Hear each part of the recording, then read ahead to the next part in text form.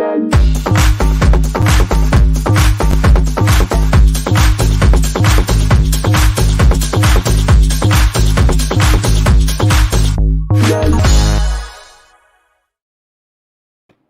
they conceded 200 with the ball the last time they were in the field in Dubai. They've now set 200 with the bat. Well done, RCB. They've put some serious runs on the board now against a strong opposition. So let's see how this goes on halftime at Whirlpool presents ESPN Cricket for T20 timeout powered by Dell. Ian Bishop saw that bit of bowling. So too did Deepdas Gupta from a unit that we're considering one of the most formidable units of bowling in this year's tournament. We'll discuss whether they were good enough on the day. AB de Villiers, my God, he was something. Let's get first reactions then.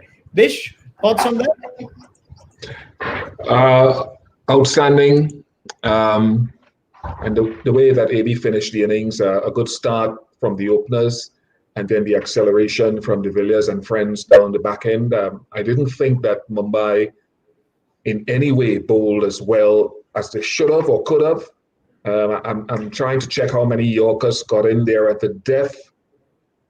There was a lot of length bowling, but I don't want to take anything away from RCB. That was exactly what they needed to do. What's the first thought, Deep, at the mid-innings show? Is it, wow, that was brilliant from AB and there was some brilliant batting, or was it, what a Mumbai bowling? I mean, a bit of both, to be honest. I mean, obviously, ABD finishing off, Dubey finishing off. I mean, 27 of 10, that was phenomenal. Padigal's batting, I thought, I mean, you batting for the first time against, world-class bowling of Pattinson, Bolt, Bumrah. He looked extremely comfortable. And obviously, the length. And this is, I mean, I really want to ask this question to Bish. I mean, do you think because they are coming in into a tournament after so long, you reckon it was a ploy not to try too many Yorkers and bowl length because, not too many bowlers have been successful bowling the Yorkers so far in this tournament? Sorry, I just saw myself and my reflection, and I want to speak clearly to your question, so I'll take my glasses off. They give me the Iron Man look, Bish, for what it's worth. Go on. Look, you're never going to find me running around saying a Yorker is an easy ball to bowl. I've always talked about it as being an esoteric skill. It's a skill that is unique to only a small group of people, Deep, and you understand that as well as anyone else. However, it is a necessary skill. We talked about Sheldon Cottrell last night at that critical time of the innings, not being able to bowl a straight or a wide Yorker. We go around, Bumrah used to be able to have this on call. Now we're not seeing it tonight. We haven't seen much of it this tournament. That's disappointing. So while I understand the players are coming back from rustiness, Michael Slater's comment that batsmen are hitting their straps earlier than the bowlers, I still feel that the Yorker is currency. It is important currency still in this game, and whether you like it or not, most guys have to have it. Right. To confirm the question that we were trying to ask each other before we went live, how many Yorkers Ian Bishop wanted to know were bowled? So our data analysis team has recorded just one Yorker. You assume that's the ball that Bumrah bowled to de Villiers. If that is the ball that he hit for 4 and managed to get on the full, if that constitutes the only Yorker. In fact, I've just been told now that isn't even what we're calling a Yorker, because it was probably just a low full toss by the analysis team. Krunal Pandya is the only bowler to bowl one. So that effectively tells you no Yorkers, because when you say Yorkers, you're essentially meaning the bowlers. Why have they not bowled Yorkers then, Bish? Well, I mean, just to further go on Deep's point, which I forgot to answer about them being told not to bowl it, it would be mind-blowing if captains were to tell and inform their bowlers, don't try to bowl it. Yes, you're going to miss your length with some of them. You're going to miss your length with some of these slower balls and these into-the-pitch balls as well. They've been climbing out of the ground. Look at how many length balls have disappeared into the stand here tonight and last night in Sharjah. So again, I'm not saying the Yorker is an easy ball to bowl. I've been smacked around as well, but it is a necessary part. It's like a MasterCard in your wallet. You have to have it. You have to work at it, and it is still that should be the go-to ball. These length balls are disappearing. What I can't get, Deep, is it's not like correct me if I'm wrong, it's not like we saw a lot of attempted Yorkers and it wasn't executed.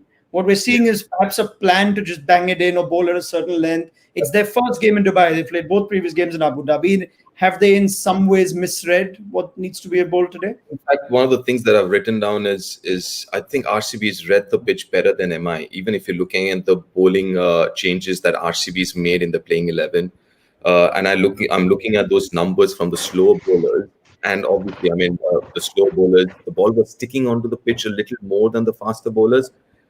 So maybe, and that's exactly my question to Bish was, I mean, they weren't attempted Yorkers also. That's where I don't know. Maybe they thought, Yorkers aren't falling in place and we aren't ready as yet to bowl those Yorkers whenever they would want to. Maybe try a different length. Also, the couple of games that they've played here in Abu Dhabi where the pitch is quicker and a little faster and more bounce. Maybe that's another reason why they were thinking, maybe bowl those hard lengths and beat the batsman with pace and bounce. Just maybe. I mean, that's what's coming to my mind. But along those lines, right? And I get there'll be a lot of merit in what you're saying. So don't feel I'm contradicting what you're saying. Yeah. That would be on the bowling group then, because if the length ball has been climbing out of the stadium so often, even on the last ball of the innings, you are telling me that the guys have not realized that the length ball isn't working, and down to the last ball of the innings, you have bowled the back of a length delivery that has flown out of the ground again. That's a mistake. That's a mystery, honestly. Yeah, I guess that's the point, right? I mean, I was going to ask you that, Bish, at what point do you come together and say what we perhaps thought of this pitch or what we perhaps planned is not working? And is that something hard to inject midway through an innings or even 3 or 4 overs before the death? Well, another thing that comes to forth there, and again, that we should touch on, is that it comes down generally to what is your skill? What is your skill set? Not everyone is comfortable bowling a Yorker. Somebody's skill set, like a Sheldon Cottrell, it's not a Yorker. It's a slower ball. It's a ball into the pitch. So asking him to bowl Yorkers may not suit him, although he needs to learn to bowl one. Pattinson may be the same thing, but Jasprit Bumrah usually has one. Maybe he's struggling a little bit, but you've got to make that assessment, RK, from very, very early in the piece. And you've got enough experience that you've got Rohit Sharma out there. You've got Kieron Pollard as well, who's just come off a championship winning season in the Caribbean, 151 or 52 IPL games. So there's a lot of experience that you could run up to these guys and say, hey, this is where we may need to go. Yeah, I mean, there's Zaheer Khan in that dugout. There's wealth of experience in Mumbai Indians camp. The most successful fast ball on the day was Trent Bolt, and you think his stock ball is actually trying to bowl as full. Tells you something, perhaps, Deep, that Bumrah and Pattinson tried something different, but what was successful was a bowler who was actually trying to bowl full. Yeah, I mean, if you look at if you compare their pace as well, I mean, Pattinson and Bumrah are quicker. Maybe that was one of the reasons that Bolt cannot. I mean, his strength is obviously the slower one, the angle away from the right-hander, and because he's not as quick as someone like Pattinson and Bumrah, maybe he has to go to a fuller length as compared to someone like Pattinson. And also Pattinson and Bumrah are not really swing bowlers, but their natural length is a little shorter than Trent Bolt. So I can understand why Trent Bolt bowled fuller as compared to, let's say, Bumrah and Pattinson. I'd love your thoughts on Deep's point that he made first up, Bish, on the selections by RCB, 2 leg spinners. It seemed like the hardest spell of batting was when Rahul Chair was bowling his 3rd and 4th over. There was a time that partnership with Padikkal and Virat Kohli, which essentially was 11 of 20. And Rahul Chair seems to have had Virat Kohli, puzzled. It goes back to your point early on that even if Mumbai were tempted to play an extra wrist spinner, it's not like they have a lot of options. Could this be a key call in looking at what happened in the last game with Bishnoi and Murugan Ashwin? Chahal has bowled well in Dubai. Mumbai had just 4 overs of leg spin, and RCB have a potential 8. But there's no doubt that there are enough analysts going around, there is enough history going around to inform what decisions you make with your selection.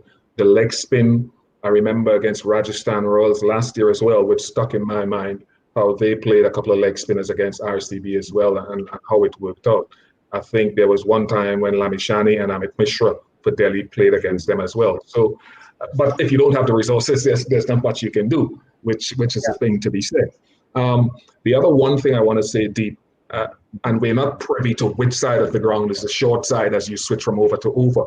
Sometimes a team will say, well, if there's a big boundary, we'll bowl into the pitch and ask them to hit the ball into the big side of the ground. But you can also use that deep a different way. If let's say it's an offside boundary, you could bowl wide Yorkers and ask them to try to hit sixes into the big side of the ground, which is a tactic that a lot of teams will use. Right. I'm gonna give you guys a bit of a challenge now, right? I'm gonna take a few seconds and try and tell me something about AB de Villiers that you haven't said before, that we haven't heard before. Right? Let's try and see what you can get out of this, because he's made this ground look like Sharjah. He's hit it so far in. Maybe that's why, Bish, we couldn't see which side was the shorter ground half the time. Standing on the ball, hitting God knows which tier of the ground. So take it away, because everyone's supposed to be rusty. Virat Kohli, the world's best batsman, seems like he's still a bit rusty. And then AB comes in and does that. Deep. Oh, well, I don't think he's got a bad there. I think he's got a wand there. I mean, he's more like Harry Potterish, it seems. You know what I'm saying? It's just unbelievable. Listen, one of the things that I tried to mention in the pre-show is I think he reads the bowlers really well. He has this knack of kind of knowing more often than not where the bowler is going to bowl, what kind of delivery they will bowl, and I think he's right more often than not. And I mean, come on. I mean, he's just unbelievable. Those sixes. I mean, it's just unfair that he gets only 6 runs for those. I mean, those are like huge. I've kept hearing this thing with analysts and experts say, Bish, AB's got fast hands. AB's got fast hands. Aren't they supposed to get slower with age? Aren't they supposed to get slower after international retirement? You bowl a low full toss or a Yorker and he's still ready to hit you straight over your head, even if you're Jasprit Bumrah. What does it tell you about the man? There's a phrase that we used many years ago where we said great players generally transcend the conditions. Whatever the conditions are, these guys seem to be able to play above the conditions. And I don't know if AB is at that age. If he was my age, then you could say his hands need to slow down a little bit. It would be miraculous. But he's still a guy who has enough to offer, RK. Yeah. I'll tell you what he's done. Deep Dasgupta called him Harry Potter. He's going to trade his wand for some gloves now, because he is keeping.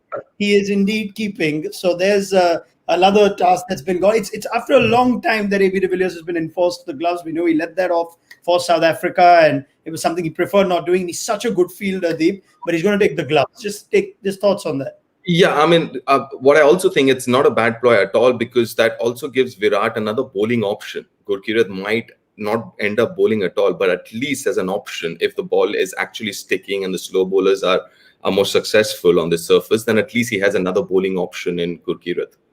Deep, I'm sorry, I'm going to say there's nothing against wicket keepers, but I mean, it's going to be sad to not have AB de Villiers on the field, right? I mean, I'm not saying anyone can keep. Sorry, Deep, but I'm just saying AB has given us a highlights reel of his own on the boundary. You'll see a diving 100 catch and maybe a match. I mean, a game winner from ABD. Yeah, I'm not even saying you won't, Fish.